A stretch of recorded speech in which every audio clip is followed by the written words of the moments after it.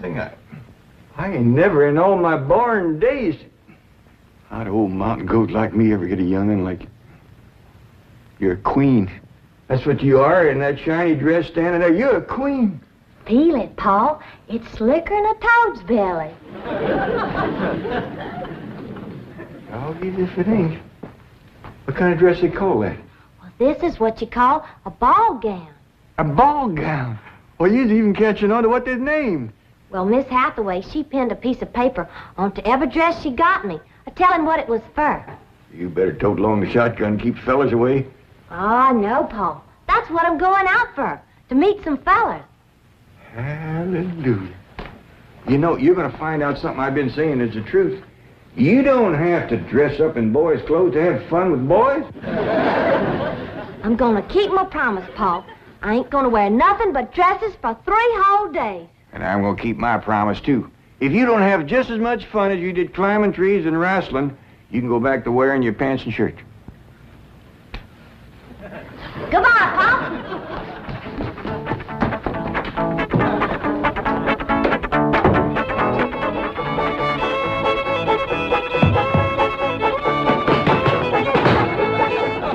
What you doing? Killing ants? Hey, this place ain't got no ants. I'll tell you something else it ain't got. That's me. I'm gonna pack up and go home. Now, wait a minute. Hold on there. This is home. Not to me it ain't. And for my part, they can give Beverly Hills back to the Indians. Or whoever else was fool enough to come here in the first place.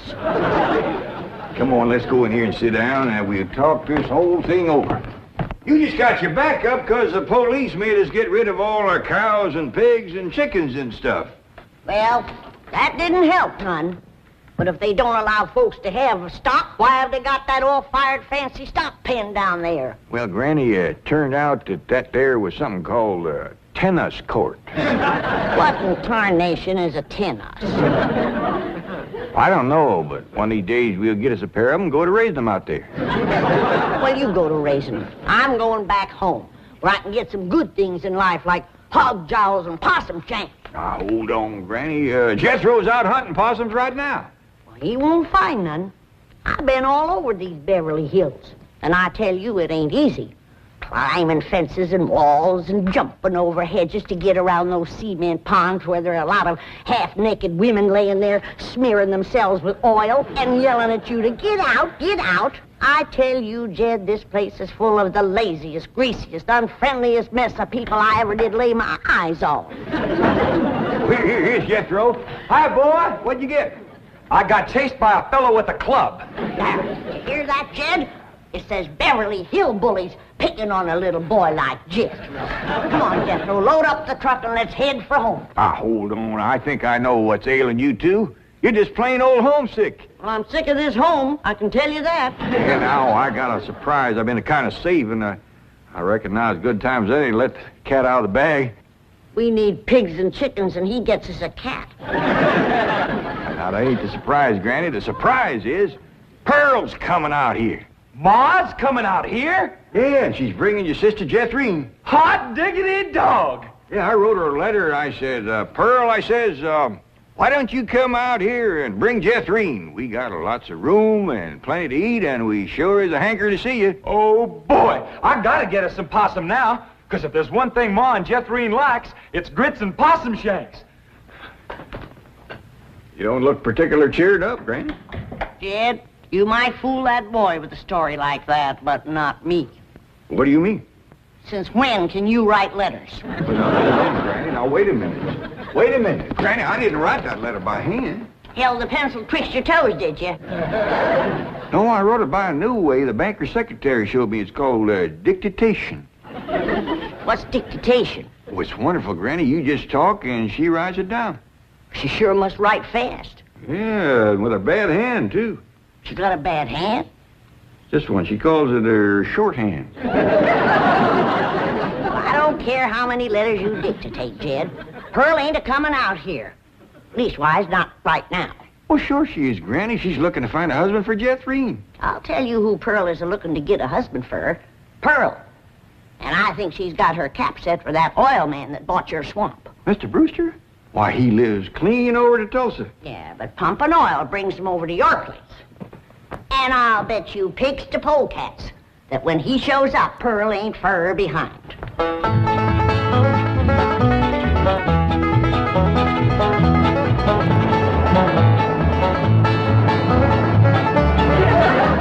There he is. Hold on, Jeffrey.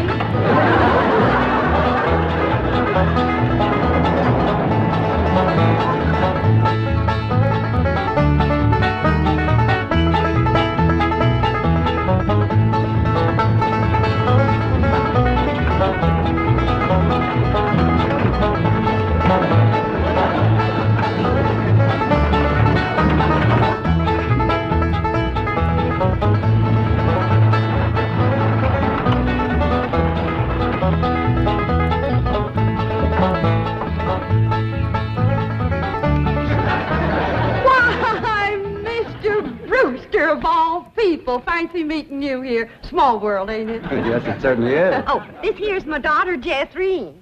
This is Mr. Brewster, dear. I'm pleased to meet you, young lady. Hi. May I give you a hand, Mrs. Bodine? Oh, thank you. You stay in the buggy, dear. Careful now. There we are.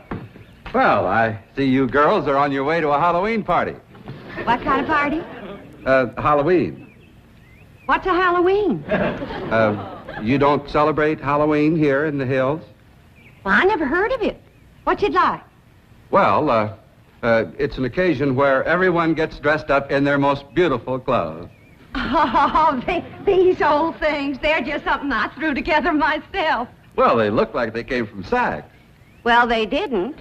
I made them with store-bought yard goods. Didn't I, Jethreen? Yes, sir. What brings you girls here on this beautiful Indian summer day? Following you. we was headed this way anyway. I promised to keep an eye on the old home place for Cousin Jed, remember? Mm. Oh, I hope he won't mind that I had a telephone put in the cabin. You see, we're using it as a sort of a field office. Oh, he won't mind. Especially if you would show it to me and I could see for myself that there was no damage done to the cabin. Well, that's quite all right. Come along, huh? Yes, stay in the buggy, dear. Well, perhaps you'd like to stretch your legs. They're long enough now. Jethreen's awful tall for age. She takes after her father. Her late father, that is. I'm a widow. Yes, I believe you told me. Oh, that's right. That's when you told me you was a widower. Yes. You, still are, I suppose. A widower? No, yes. Stay in the buggy, dear.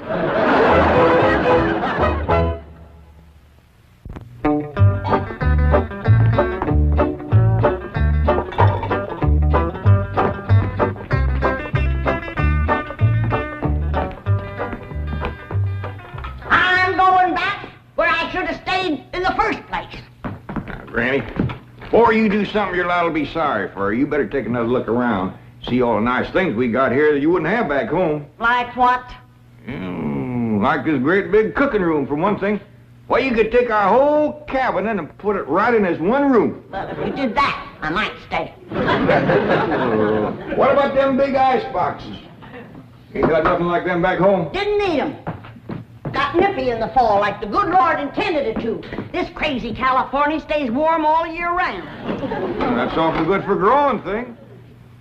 Look at that fruit there. Did you ever in your whole born days ever see anything as pretty as that fruit? Don't spoil neither. Don't taste neither. Oh, now. Jethro ate a whole bunch of them grapes. 2 apples, a pear, and a whole handful of strawberries. And he said there wasn't one bit of juice in the whole kit and caboodle of them. He said it was dry as wax.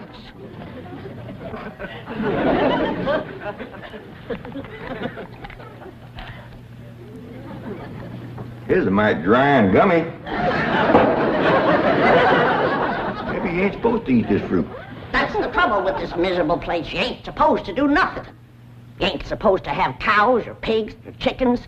You ain't supposed to fire up the still and make a little moonshine whiskey. Answer me, what can you do in this Beverly Hills? Well, you can do lots of things, Granny. Things you couldn't do back home. Name one. Well, you can call up your friends on the telephone. No, you can't. Why not? Because we ain't got no friends, that's why not. There ain't been one neighbor come a-calling on us since we moved in here. Oh, so that's what's ailing you. Nobody's been coming to call. Well, now you got to remember what Pearl said. This here is Beverly Hills where the movie stars live. What's that got to do with it? What's that got to do with being friendly? Nothing. I just thought it might sidetrack you. Well, it didn't. Movie stars are people just like us, ain't they? Yeah, certainly prettier. Wouldn't it be worth waiting for if one of these days there come a knock on the door and we go to answer it, and we open up the door and standing there would be Mary Pickford. Mary Pickford? Yeah, with the golden curls hanging down her back and her pretty little rosebud mouth saying friendly things like, howdy there, I'm Mary Pickford. Oh, you'd say to that? I'd say, who's Mary Pickford? That's right. Granny, she's America's sweetheart. You know that movie house where Pearl plays piano on Saturday nights? I heard of it. Well, she says little old Mary is everybody's favorite. Well, tell me this. If Mary Pickford moved in that little cabin down the creek from us back home, what would we do? Oh, we'd have gone calling and brought her over a mess of pone and skinned possum. Yeah. And has Mary Pickford brought us a mess of pone and skinned possum? No, she ain't. You gotta remember, Granny, she probably spends 4 or 5 hours a day just fooling with and combing that beautiful curls hanging clear down Uncle to... Jan! Well, hello, Jethro. What'd you get this time? I got arrested. Yeah. Policeman, he took my gun away. He said they don't allow hunting in Beverly Hills. That does it. That does it. Then he pointed to old Duke here. He said, that dog had his rabies shot? And I said, no, sir, that dog ain't had nothing shot. I'm careful with a gun. What'd he say? He said, oh, a wise guy, huh? So he put Duke and me in his police car. But we jumped out and run. Oh, is Ma and Jethrín here yet? No, and they ain't a-coming. Now, if you want to see your ma and your sis, you pack up that truck, and you and me will skedaddle back home where folks is friendly. Now, Granny. Doggone if she ain't the muleyest little woman. Granny, now just a minute. Now, Granny, will you just let me say one thing? Well, you be quick, 'cause I got a long trip ahead of me. Granny, I know it ain't been easy for you out here. New things is always vexing, especially at your age, but I'm bound and determined to keep this family together. And if you go back to the hills, we's all going with you. Now, I'm asking you please to stay. Not for my sake, but for Ellie Mae. Granny, what this place has done for her is a plain miracle. Why, that wild Injun has become a grand lady. I wish you could have seen her go out that door looking like a queen in a picture book. I tell you, I just wanted to sit down and bawl, the way you done when I married her ma. Now, she's just... She's out there now. Not just wait, Granny. Wait till you see. In here, Ellie Mae. Huh? You sure was right. Oh, hi, Granny. You don't have to wear boys' clothes to have fun with boys. May, you promised me you wouldn't wrestle. I ain't been wrestling. Then what have you been doing in your ball gown? Doing what I'm supposed to do, playing ball. Oh, I made 2 touchdowns and kicked 3 field goals.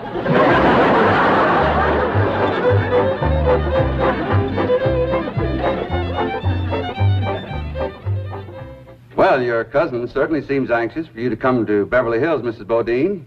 Will you? Mrs. Bodine? Yeah. Will you? Yeah.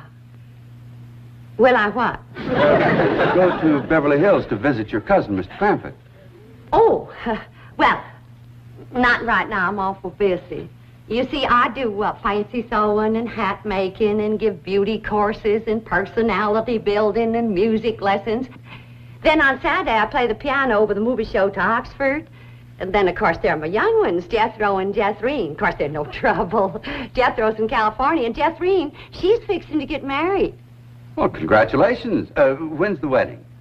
Soon as she finds a fella. Well, you certainly are a busy woman, Mrs. Bodine. Yeah. As Cousin Jed used to say, Pearlie, the fella that gets you sure don't have to worry about supporting you.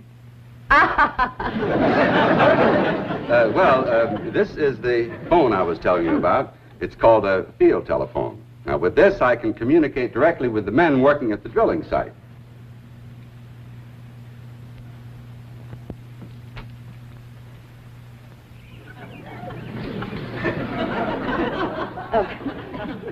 Any young men down there? Oh, yes. Any unmarried young men? I'm sure there are.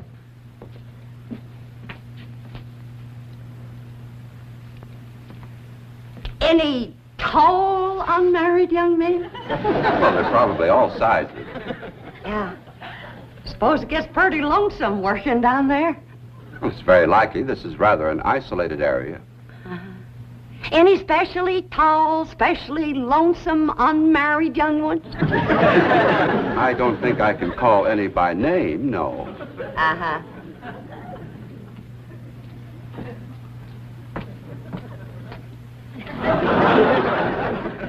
Well, I was just wondering.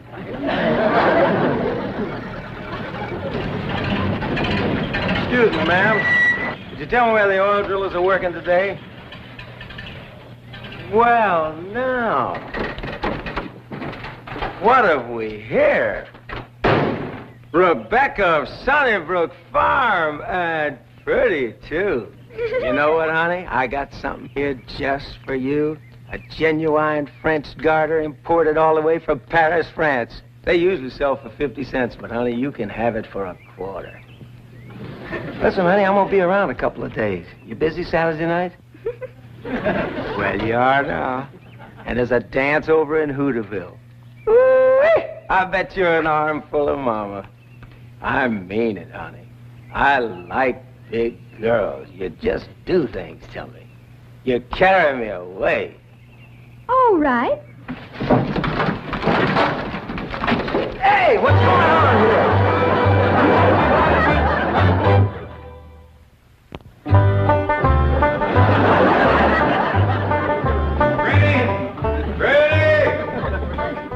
Oh, there you are. What are you doing?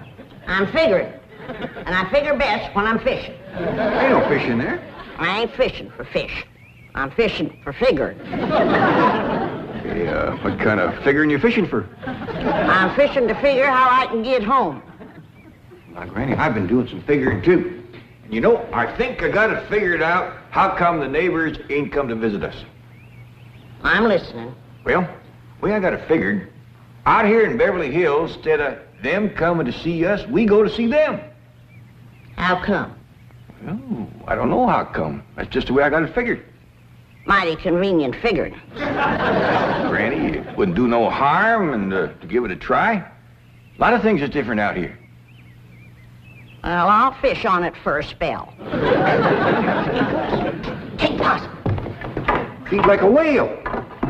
Who said there ain't fish in here? Well, that's the prettiest I ever seen. Ah, I gotcha, you rascal. I'm gonna throw you right in the frying pan. This thing ain't nothing but skin. That's your Beverly Hills for you. All flashy and show on the outside and nothing on the inside where it counts. Now, fishing, people, is two different things. We're going to calling on our neighbors, and then we'll do our judging.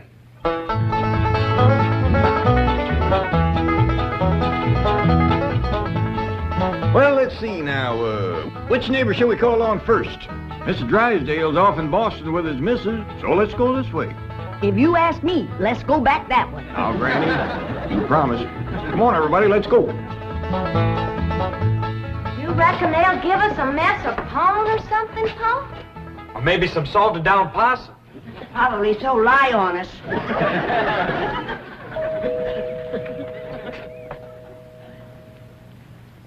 I'm not expecting anyone, Agnes. Oh, it's probably just them children playing trick-or-treat, ma'am. Howdy, ma'am. We's the Clampetts. You got something for us? Yes, Rose. Aren't you rather big for this? Yes, ma'am, we are. In fact, I don't see how anybody gets through that little door. Just a minute. Come in. and set a spell, as you folks say up in the hill. Well, we, thank you. We got a lot of calls to make. But, this here is Granny. Howdy. Hello? I'm my daughter, Ellie. Oh. My nephew, Jethro. Jethro. And I'm Jed. Hello, Jed. I'm Agnes. Just call me Aggie. Mighty nice place you got here, Aggie. Oh, shucks, 'tain't nothing but a heap of bricks, but we call it home. Well, sure is nice to meet up with you. Oh, now wait just a minute. I got something for you. Wait a second. Here you go, Granny, and Ellie, that's you, and Jethro, you and Jed. There. Yeah, thank you. That's mighty neighborly of you. And you must come and see us sometime. Yeah, we'll go hunting together. Hey, Aggie, you like to play football? Love it. Well, there's a whole bunch of fellas that plays in the pasture down the way a piece.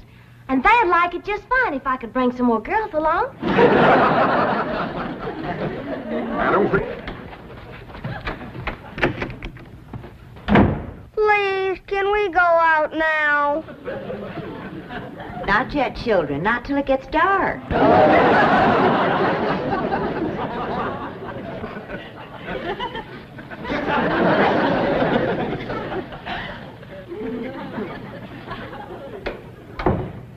Ain't that the most pitiful thing? Heart-rendering. Just heart-rendering. Nice-looking woman. Friendly as you please.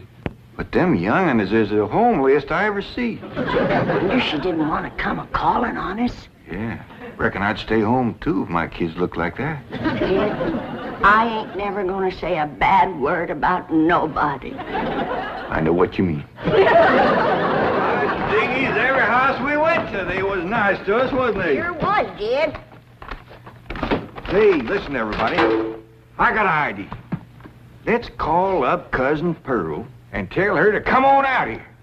Uncle Jed, you can't call Ma on the telephone. Well, Mr. Drysdale said we could call anybody we had a mind to. Well, Ma, she ain't got no telephone at home. Don't matter. She ain't never home nohow. The way I look at it, you can't never tell what you can do until you try. Don't forget to spin the wheel.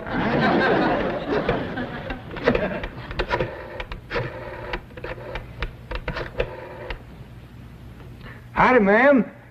I want to talk to Pearl Bodine back in Oxford. That's right, operator. J.D. Clampett in Beverly Hills. Oh, Jed's sure gonna be surprised to hear me talking at him on this thing. Oh, they're ready to make the connection. Hello? Jed! That you, Jed? You betcha it is. Hello, Pearl, you old rascal. What you doing down there? Huh, there ain't Pearl. This here's Ellie. Jethro talk in a minute, but first I want to say something. You gotta come out here to Beverly Hills and bring Jethrine. If she can't get a husband out here, there ain't no hope. You ain't never seen so many homely young'uns in all your born days.